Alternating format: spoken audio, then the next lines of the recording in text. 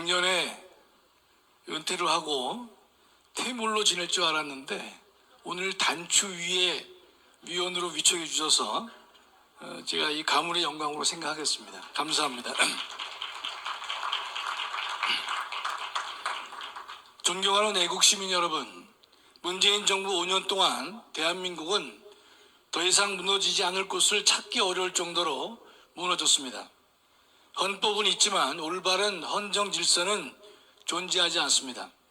대한민국 헌법은 자유민주주의를 더욱 공고히 하라고 했는데 문재인 정권은 자유민주주의에서 자유를 제거하였고 이에 더하여 5년 내내 자유민주를 인민민주로 대체하려고 발버둥을 쳤습니다.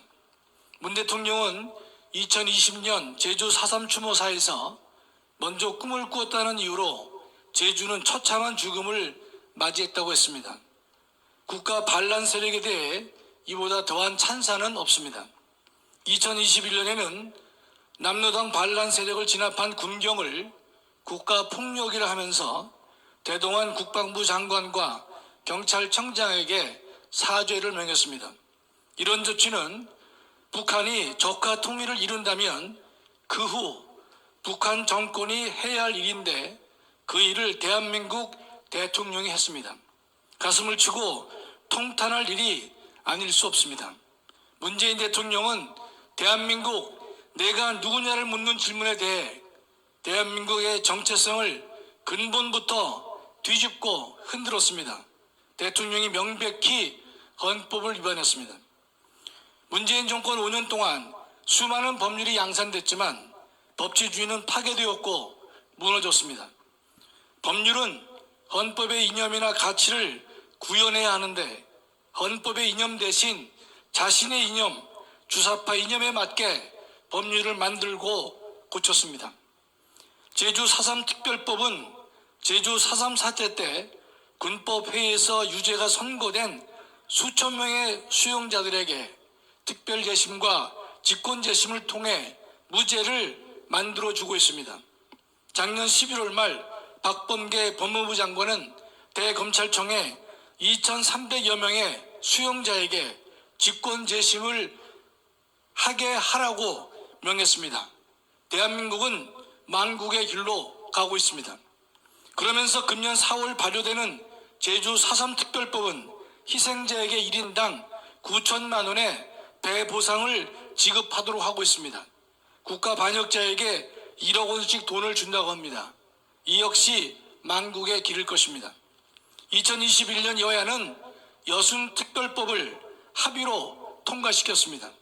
위 특별법은 여순 반란 사건으로 유죄 판결을 받은 수용자들을 희생자에 포함시키고 있습니다.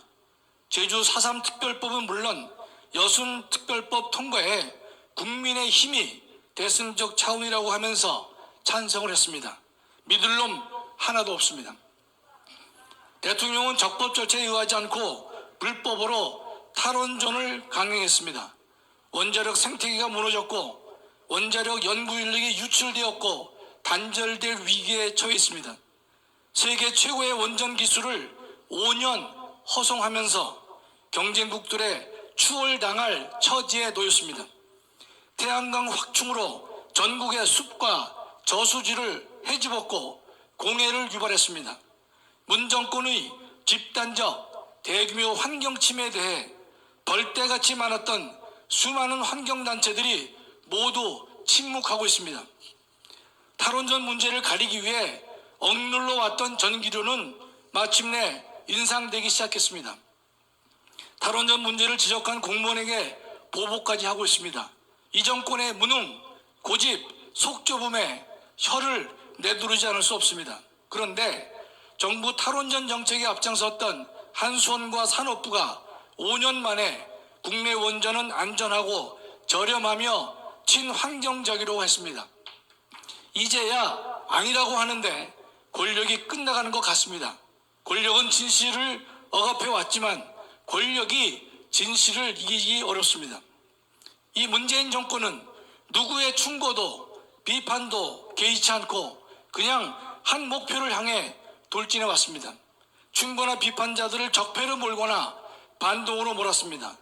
문정권이 법치를 파괴한 내용은 10손가락, 10발가락으로도 세기가 부족할 정도입니다. 문정권의 국제사회를 보는 시각도 빵점입니다. 대한민국은 지리적으로 또 정치적으로나 수백 년을 중국과 일본에 갇혀 살아왔습니다. 우리가 대륙에 머물지 않고 태평양으로 나올 수 있었던 것은 미국이 그 기회를 제공했기 때문입니다. 세계는 홀로 서기를 허용하지 않습니다. 홀로 서기가 가능하면 왜 홀로 서기를 안 하겠습니까? 대한민국과 한민족을 보존하고 유지하기 위해서는 중국과 미국 중 누구를 선택해야 되는지 분명해지는 것입니다. 중국을 선택하면 중국의 속국이 되는 것이고 미국을 선택하면 동맹국으로 살게 되는 것입니다. 그런데 이 미련한 문재인 정권은 속국을 자처하며 중국과 친해지려 합니다. 우리는 중국의 속국이 아니라 미국의 동맹국으로 살아야 할 것입니다. 대한민국에 50여 개의 정당이 존재하지만 헌법의 이념과 가치를 수호하고 지키려는 정당이 없습니다. 여당을 견제하는 제1야당은 4.3 특별법과 여순 특별법에 찬송을 하고 있으니 국민은 마음을 붙일 데가 없습니다. 국민혁명당만이 이에 반대하고 있을 뿐입니다. 정당은 국민의 의견을 예비 형성해서 국정에 반영시키는 중간 매체인데 국민의 의견을 예비 형성해주는 정당이 없습니다. 이 나라 민주주의의 비극이요, 이 시대를 사는 대한민국 국민의 비극이기도 합니다. 대한민국에 5천이 넘는 교회가 있고 십자가를 달고 있습니다.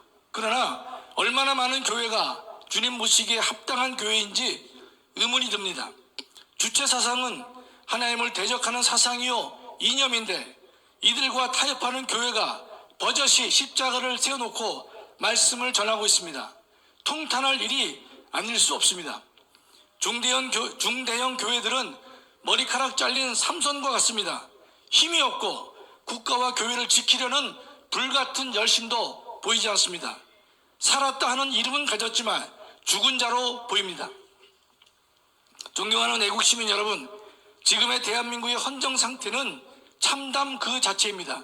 대선이 2달도 남지 않은 시점인데 유력 야당 후보의 지지율이 전과 4번보다 밑도는 상황입니다.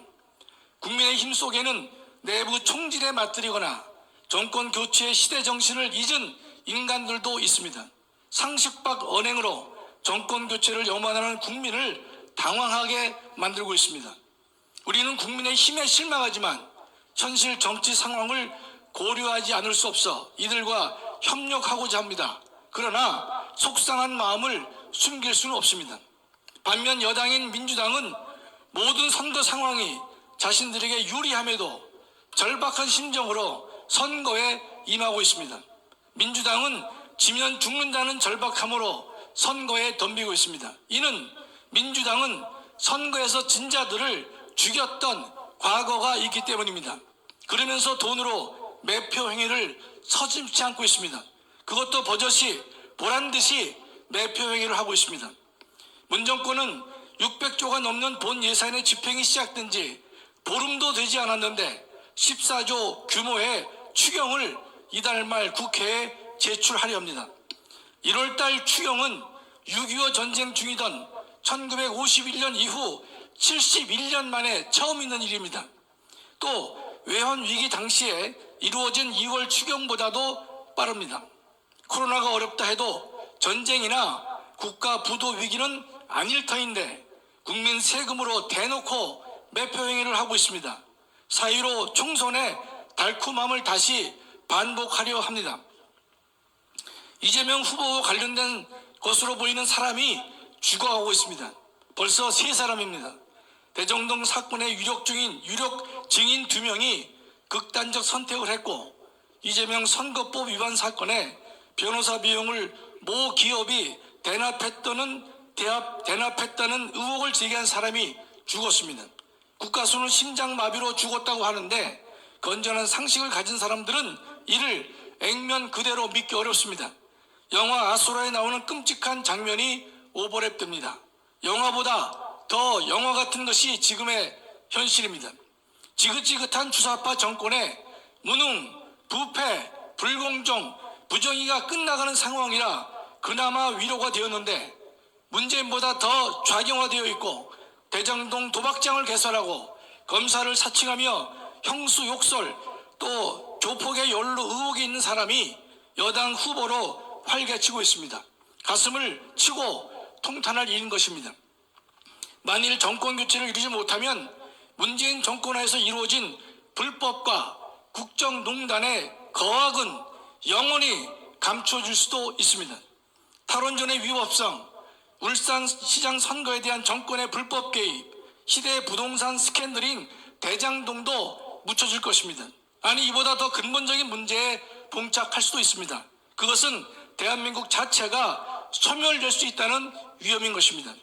존경하는 애국 시민 여러분, 전광훈 목사님께서는 지난 7일 긴급 구국대회에 이어 오늘 다시 후보 단일화를 위한 구국대회를 개설하셨습니다. 지금이야말로 구국대회가 간절히 필요한 시점인 것입니다.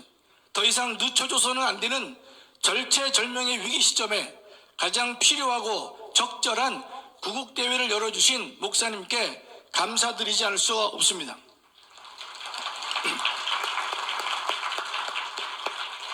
대한민국은 이승만 이 한 사람의 해안과 뚝심으로 세워졌습니다.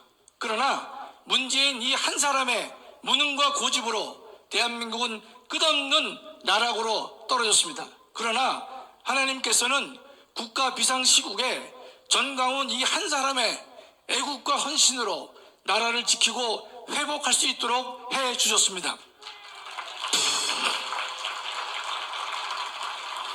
대한민국에는 애국이란 말이 넘치지만 정작 행동으로 옮겨지는 애국은 많지 않습니다. 행함 없는 믿음이 죽은 믿음이듯 말로 하는 애국이나 헌신에는 한계가 있습니다. 또 예수 한국을 주장하고 강조하는 분은 많아도 예수 한국을 위해 목숨 건 지도자를 만나기 어렵습니다. 전광훈 목사의 말로 예수 한국과 복음 통일을 위해 생명을 걸었고 대한민국을 살리기 위해 목숨을 내놓고 있습니다.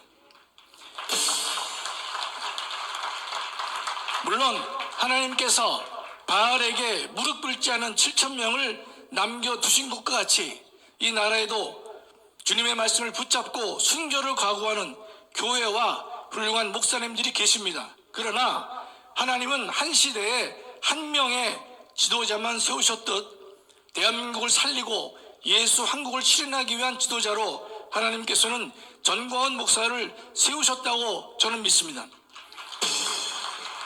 우리는 전광훈 목사님을 중심으로 애국과 예수 한국을 실천해 나가야 할 것입니다.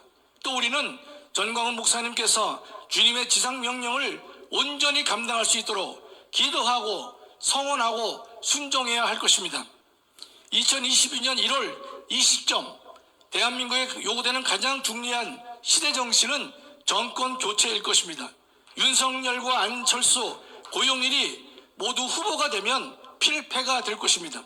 그렇다면 윤석열과 안철수, 고용일에 대해 100가지 의견이 다르더라도 정권 교체의 대명제에 동의한다면 모두 뭉쳐야 할 것입니다. 다른 대안은 없습니다. 그렇지 않으면 우리 스스로 우리의 발등을 찍는 것이 될 것이며 가슴을 치고 후회해도 소용이 없는 것입니다. 이번 대선 싸움은 보수와 진보의 싸움도 아니요 좌파와 우파의 싸움도 아닙니다. 대한민국 세력과 반대한민국 세력과의 싸움인 것입니다. 대한민국이 존속되느냐의 싸움이기에 우리 모두 목숨 걸고 이 싸움에서 승리를 쟁취해야 할 것입니다. 단일화가 어려우면 연합정부라도 구성해서 전쟁에 임해야 할 것입니다.